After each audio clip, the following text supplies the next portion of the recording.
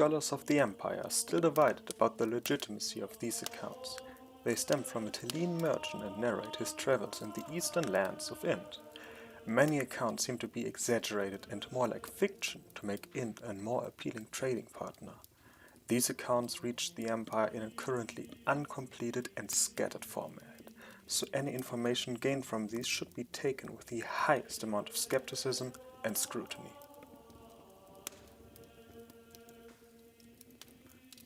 First found notes.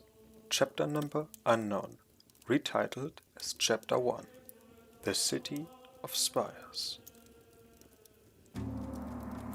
After our long travel, we finally arrived in the city of Spires. The elven influence in this city is undeniable. Even from afar, the white towers already impress the eye of every mortal. It is not allowed for non-elves to enter the city, so further accounts of the inner workings are not possible. Compared to the harsh darklands, this place can seem like a paradise, or the first invitation before actually entering the lands of Ind. On this last stop before finally arriving in it, me and Bazam Thabit took a short moment to remember our fellow travelers who didn't make the trip. A small trading town has developed in front of the city gates. Travelers from every corner of the old world seem to be here. The streets are dirty and the buildings are ramshackle from whatever scrap the merchants had at the time. The town's guards are especially worrying, comprised out of ogres who are more interested in eating the transient merchant than protecting them, hobgoblins who escaped their dwarven masters, and some of the most vile and disgusting humans one can ever encounter. They seem to be mediocre at best when it comes to protecting the people of the town from ogres and hobgoblin clans that try to loot the city from time to time. The woman in a local tavern spoke of a time where the town's guard fled when a hobgoblin army led by Gorsh Bakan attacked. The attackers pillaged the town, destroying nearly every building in the process. The elves in the city of Spires won't lift a finger as long as the attack is not directly targeted at them.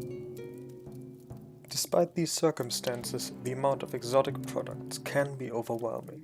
Thanks to my skills, I was able to find a trading partner who had connections to the elven city. Bazam Thabit could ensure safety for the wares thanks to a skilled Yumki, who will protect the products until their deaths. We rested not for long. With most of Bazam's men gone, new guards had to be found to ensure safety on our travels. I was able to hire some mercenaries called Azan Hai. They were not cheap, but they seemed to have knowledge about the lands of Ind. On the day we planned continuing our travels, their leader, a man called Adoraham, told me half of his men died from an ogre attack that happened at night. My skills allowed me to barter him down, so I only needed to pay him 2/3 of the original price. And this again demonstrated me my excellent eye for people. I wasn't even aware of the ogre's attack that night, which proves how skilled these mercenaries are. Overall, we rested for 2 days in the town in front of the city of Spires.